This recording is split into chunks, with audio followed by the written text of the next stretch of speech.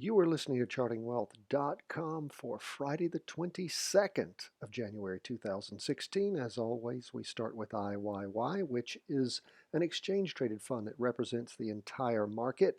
We see, oh gosh, 6, 7 down candles. What does that mean? Well, they're connected by a 2-day trend line. The movement over the last is a little bit up as far as where the down movement started, but we still have 7 going on 8 down candles, which means, of course, a huge downward sliding market. Ever since the first trading day on the 4th of January 2016.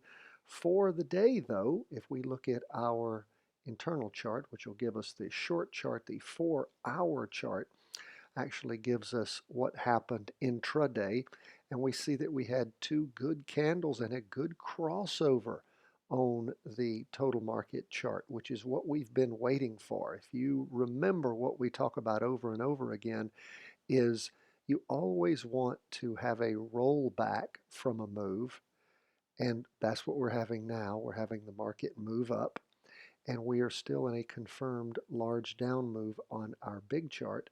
And once this 4-hour chart rolls back over, if indeed it does, it could just keep going up and the big chart change over to an up move. But chances are what's going to happen is it's going to move up for a while, and then it's going to cross over going down like we saw at the beginning of the year. And once this chart rolls back over, as long as our big chart is still in a down move, then what does that mean? Well, that means that it's time to get in and follow the down move as it continues. So what's probably happening now is the market is digesting a lot of these moves that have taken place, as the market tends to do, and it will move down for a while or move up for a while, and then it'll digest and maybe move sideways and then continue the movement, which is what we saw happen actually from the 4th or so of December, when the total market moved over going down, and then it slid sideways for a while and then proceeded down again starting on the 4th. So that is where we are right now with the total market. Now, if we go on our charts back to our 2-day chart and convert over to SPY, which represents the Standard & Poor 500, we have again 1, 2, 3, 4, 5, 6, 7 big down candles going down. We see during the day, though, if we go to our intraday chart, the SPY, the Standard & Poor 500, was up just a little over 0.5%. Total market, just so you know, was up right at 1/3%. And again, small amount, but up. We have it touching the 2-day trend line as far as the SPY goes. We have a crossover going up. So maybe we're seeing a change in direction, probably just digesting those losses, and we'll roll back over again, but we shall see. May go sideways for a while until it continues that movement.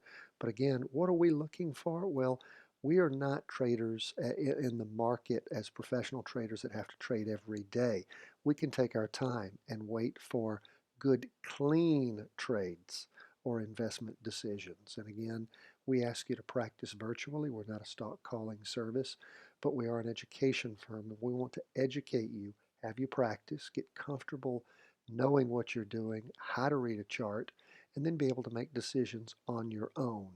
So we are now looking to see how long this up movement will continue, if it will become its own larger trend, or if it's just a short-term pop-up and it'll roll back over going down, as actually happened back on the 4th of January when the market reverted to the long-term downtrend on the 2-day chart. And again, just so you see that, we go back to the 2-day chart. When did it cross over going down?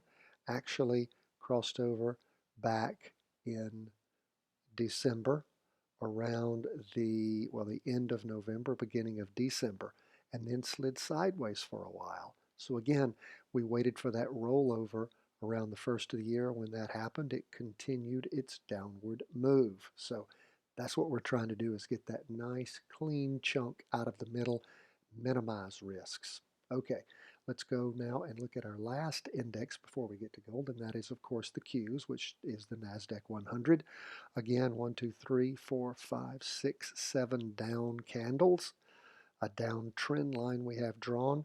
Market crossed over going down back there at the beginning of December, not January, but December, then continued its downward march after that. And if we revert back to our 4-hour half-day chart, and don't forget the Qs was actually up just 0.1%, so 1/10 of 1%.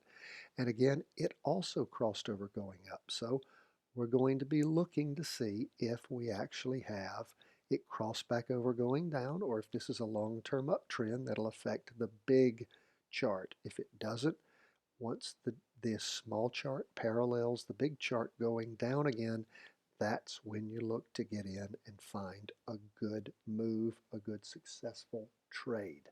Okay, now lastly, we're going to convert back out to our 2-day chart, and we're going to go to gold. Now gold was up for the day, actually 0.11, so a little over 1/10 of a percent.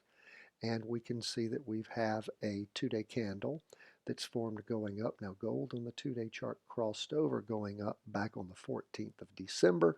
What did it really do? Well, if we look at the chart, we can see how it slid sideways, just the price did, and then it bumped up right at the beginning of the year when the market overall started going down. The stock market, gold went up, and then it slid sideways starting around the 13th, 15th, 17th, and then has started, or I guess 20th or so, and then started moving up again.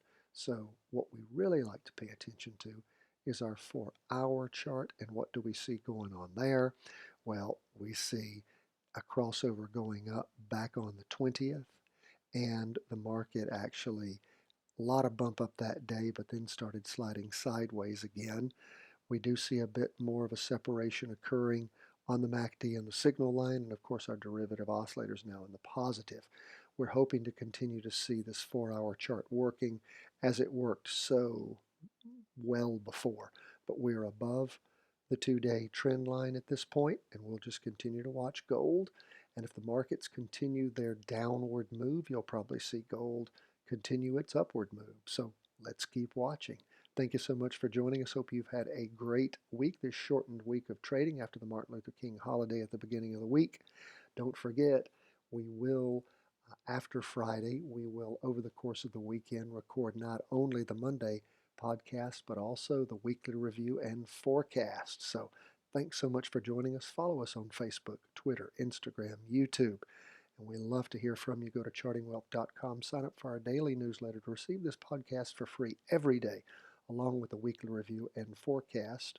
And you'll also receive, in addition to those things, 2 big bonuses. The first is the layout that we use at freestockcharts.com.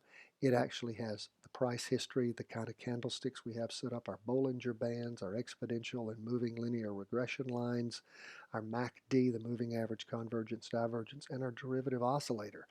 So if you'd like to have that, sign up for the newsletter, and you'll also get, as another bonus, you'll get the link to our 15-minute How to Read a Stock Chart video. You'll find that invaluable in starting to learn the roadmap to the market. You don't have to listen to the talking heads. In fact, what do they say on Wall Street? You buy on the rumor, sell on the news. It's too late when you hear about it. You're going to see it on the charts first. So start learning how to read a stock chart. You wouldn't go on a trip without having a map, and this is your map. Thank you so much. We appreciate you joining us from chartingwealth.com.